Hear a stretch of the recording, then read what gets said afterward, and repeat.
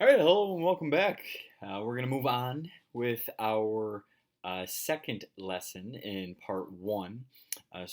Just as a reminder, we're currently in the first unit, the American Revolution, part one, English colonization of North America, and our second lesson is going to be titled Empires in Conflicts.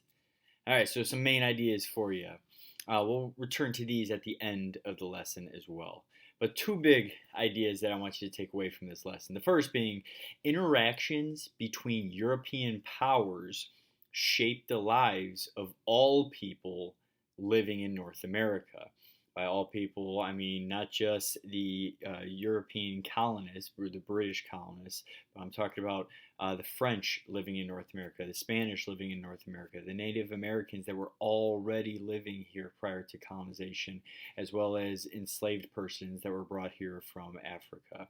And then also, the second big idea that I want you to take away from this lesson is that British and colonial forces defeated France and its allies in the French and Indian War, resulting in the removal of Britain's European rivals from the eastern seaboard of North America. We'll get there. All right, so let's go ahead and start out with a map here of how things look. Here, this year is 1776. I'm going to return to this map at the very end of the lecture, but you have the 13 colonies along the eastern seaboard of the United States. Well, I shouldn't say United States, of North America. It's not the United States just yet. And then over here, this is going to be something that I'm going to talk about at the very end of this lecture, this green line called the Proclamation Line of 1763. All right, so some essential vocabulary for you. I've got four words. One being empire. You're going to be hearing that word a lot in this class. So let's get used to what empire means.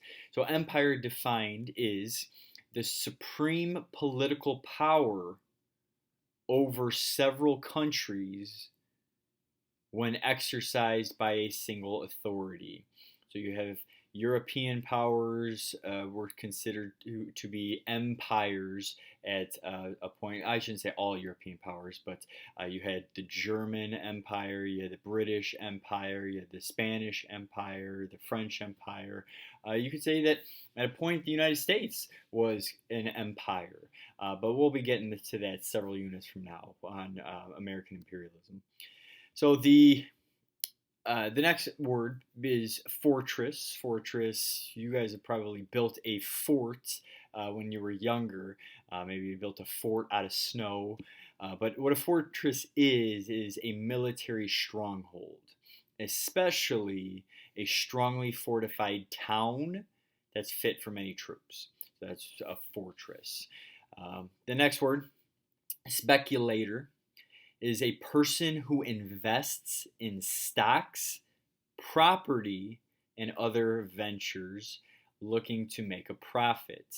So an investor. In this case, in this lecture, I'm going to be referring to people that invest in property, hoping that that property later becomes much more valuable and they turn a profit.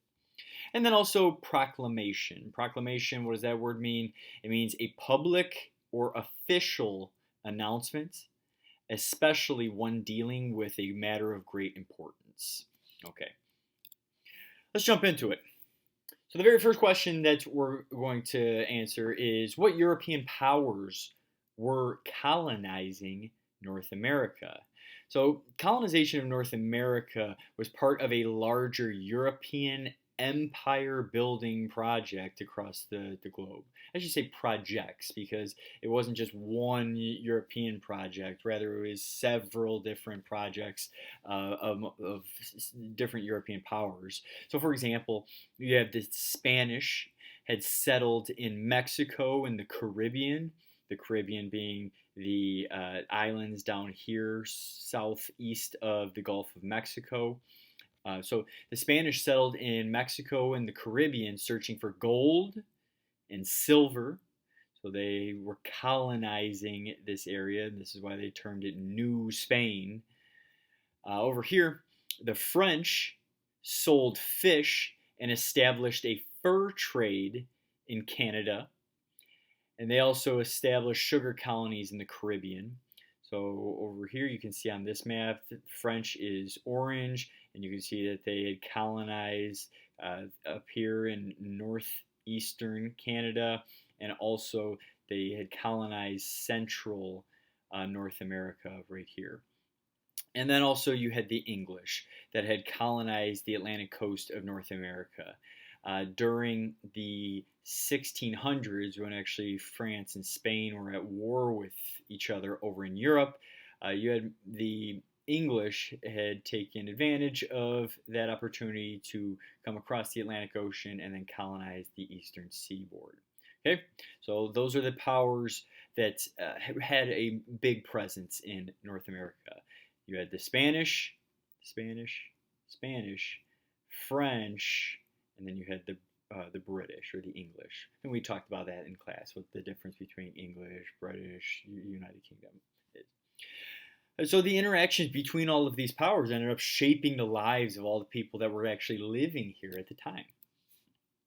So how did the interaction and conflict shape North America in the years leading up to the American Revolution? So you had a complex network of exchange had defined North America at this time. And it was not just exchange of physical goods. So goods are the first thing that I put here because, of course, there was trading going on.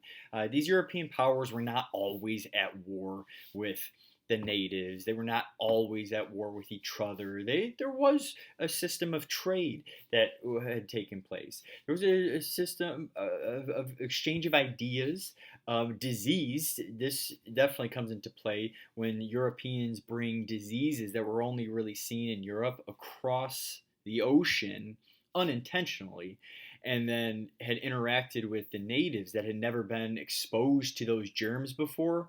And those germs, those diseases, had decimated native communities.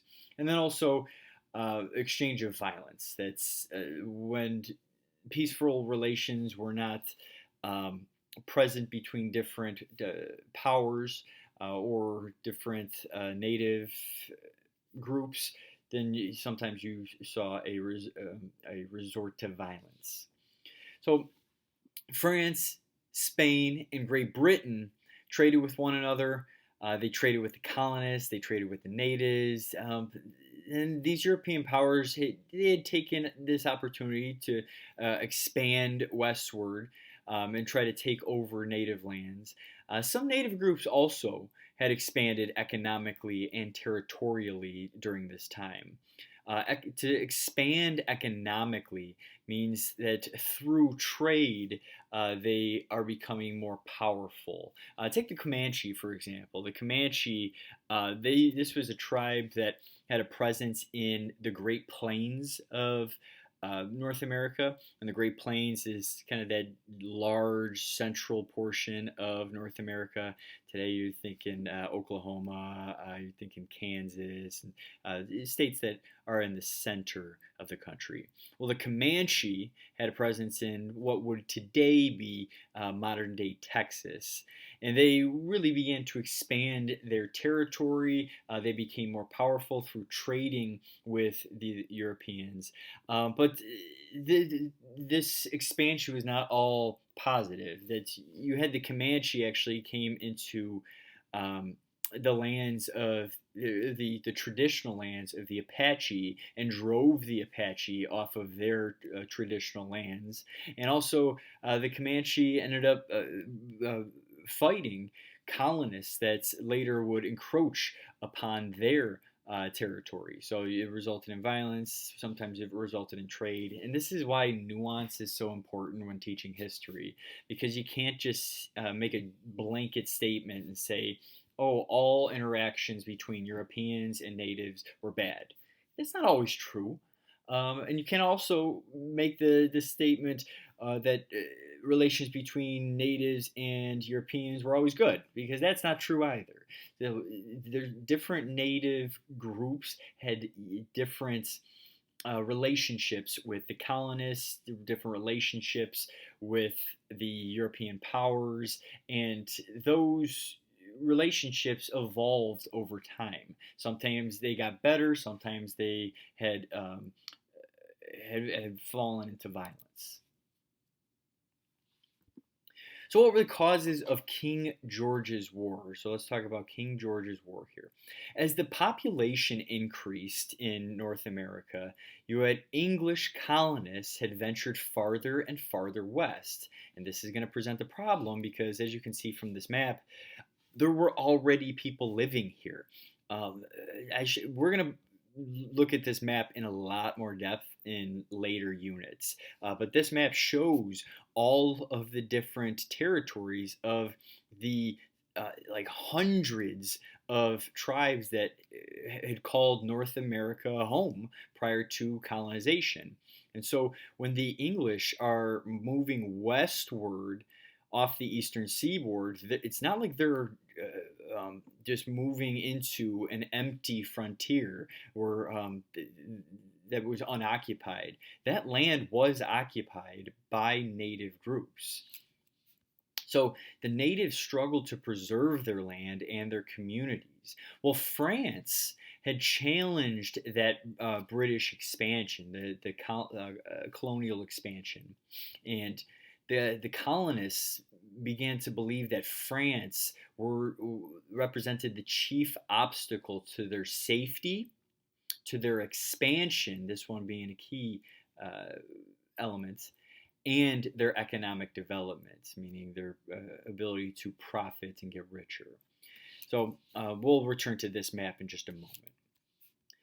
So King George's War had taken place between 1744 and 1748, and it began when French troops had raided an English colonial fishing port in Nova Scotia.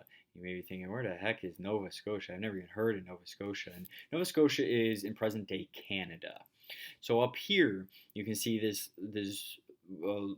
zoomed out version of this map, that this is the area that this map is focused on. So if you're in Maine, you would go northeast in Maine and end up in Nova Scotia there, or kind of the what's known as the Acadian Peninsula. So to walk you through this map here, British territory is in red. You have French territory was in green, so they're in here. And then you had disputed territory in red and green. So continental Acadia here was disputed, meaning that both the British and the French said this territory is ours. So when I'm mentioning that the French troops had raided this English colonial fishing port, this is the one that I'm talking about, Canso right here.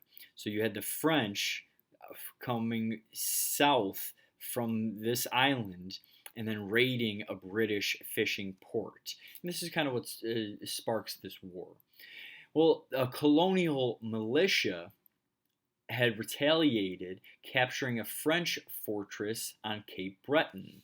Cape Breton is this island here.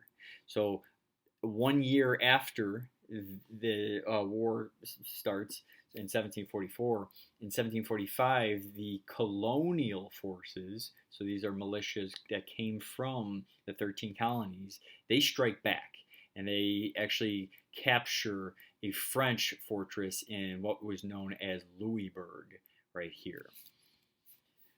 So a peace treaty was eventually signed after a few years. You can see the war lasted 4 years. Peace treaty was eventually signed, and Great Britain returns the fortress in Louisbourg back to France. And they also returned the conquered territory in exchange for the city of Madras in India. And at this point, you're probably thinking, wait, what the? And so the British took over Louisbourg, win the war, give Louisbourg back, give all of the territory that they conquered back, and then they say, just give us a city on the other side of the world in India. It was strange that this was not uncommon during this time period, that you had imperial power. So these different empires would they would come to agreements in which they would just kind of trade cities. So here the French had control over the city of Madras on the southeastern border of India, and they said, "All right, we'll take back the fortress, we'll take back the conquered territory, and you then get sole control over this city." Strange, I know, but that's how this war ended. So the next conflict, though, between Britain and France really begins to transform Great Britain's relationship with their 13 colonies. So this war, which is going to be called the French and Indian War, was much more destructive than earlier confrontations. You can see that King George's War only lasted 4 years there. The French and Indian War lasts longer than that. It lasts 9 years, from 1754 to 1763. And this time, and this is a key point, the English colonists had started it. So it was not something that was started by the British per se. It was started by the colonists that were living in North America. And I'll come back to this later on in this lecture. So, what was the major cause of the French and Indian War? I really want you to know about the French and Indian War because it's really the first step in the staircase that eventually leads to the American Revolution. So, the French and Indian War began when a group of Virginia land speculators had received 200,000 acres of land in the Ohio River Valley from the British Crown. So you had the King of Great Britain had granted these Virginia, and so the Virginia is down here. You had a group of land speculators. So these are people that would purchase land, hoping to then later sell that land for a profit in the Ohio Valley, the Ohio River Valley. So the Ohio River Valley is this area over here. So you see the Ohio River. Ohio, Kentucky's down here. It's part of Indiana is considered Ohio River Valley, and so 200,000 acres were sold in this area. The problem is that France also claimed this land. So you can see on this map, you have British possessions are in dark orange. So this would be the 13 colonies. And then you had French possessions in the lightest shade of beige, which would be up here in what was termed New France. And then disputed areas. This is this kind of darker beige here. So both France and Great Britain had claimed this area in the Ohio River Valley.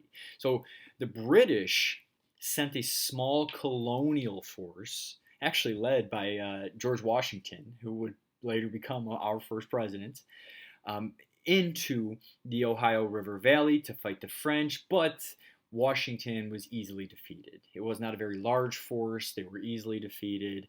And right here, you can see in 1754, they were defeated near Fort Necessity.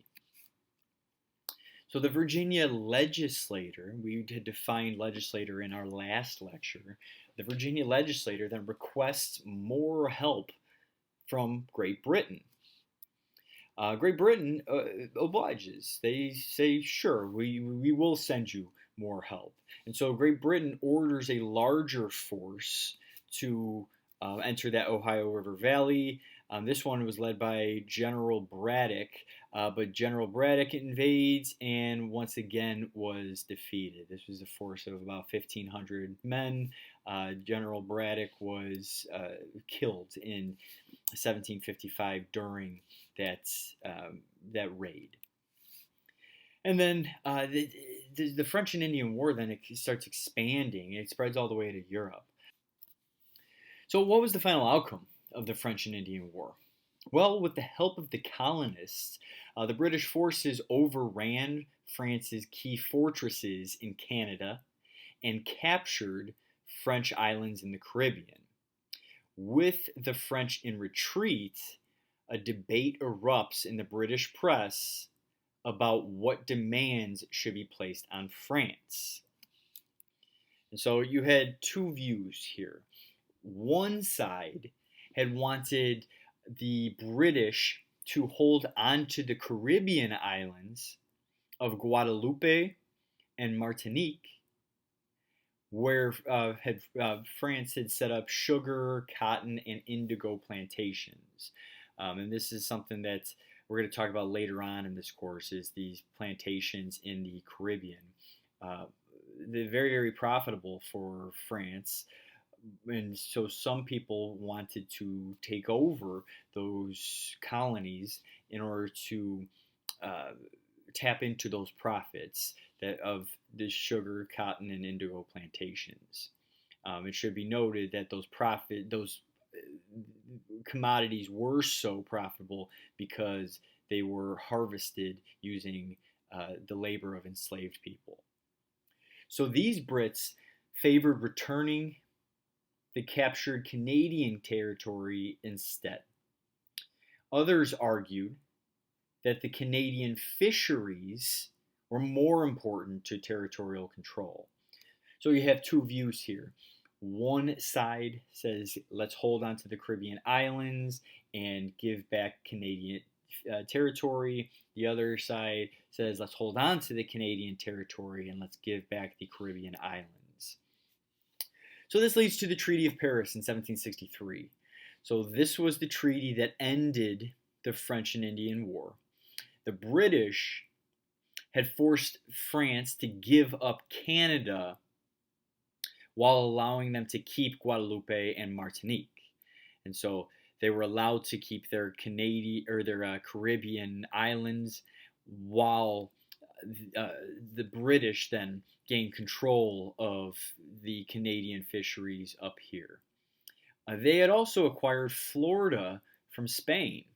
So Spain, towards the end of the war, entered the war on France's side against the colonists and against Great Britain. Well, they lost. And so in the settlement, they had given up Florida, which previously was occupied and colonized by Spain. So this had significantly strengthened the colonies by removing European rivals to the north and to the south. Here's the 13 colonies. You used to have a European rival in France up here and over here. You used to have a European rival in Spain down here in modern day Florida, and now all of this belongs to England by 1763. So upon acquiring much of France's North American territory, the British had actually issued a proclamation that had forbid colonial expansion into native lands west of the Appalachian Mountains. And this is where that proclamation line of 1763 comes in. The hope here was to contain native and colonial disputes, which really did anger the colonists, because the colonists here, they wanted to keep expanding westward. They knew that there's land over here, and they can profit off of that land. They can farm that land. They can then harvest those goods and trade, and then become richer. And then suddenly you have the mother country, mom, saying, no, you can't go west anymore. You're done. You need to stay in your room, if you will. And so this is where the relationship between the colonists and the British starts to, or begins to, erode a little bit. And we're going to, in our next lecture, talk about how this quickly becomes a huge issue. Over the next 13 years, things move fast. From 1763, when the French and Indian War ends, all the way to just 13 years later. I mean, you guys are older than 13 years old. Just 13 years later, suddenly the colonists are declaring their independence from Great Britain. All right, so let's go ahead and wrap it up by returning to our main points from this lecture. The first main point is that interactions between European powers had shaped the lives of all people living in North America. The second main point was that British and colonial forces defeated France and its allies, including the natives and the Spanish, in the French and Indian War, resulting in the removal of Britain's European rivals from the eastern seaboard.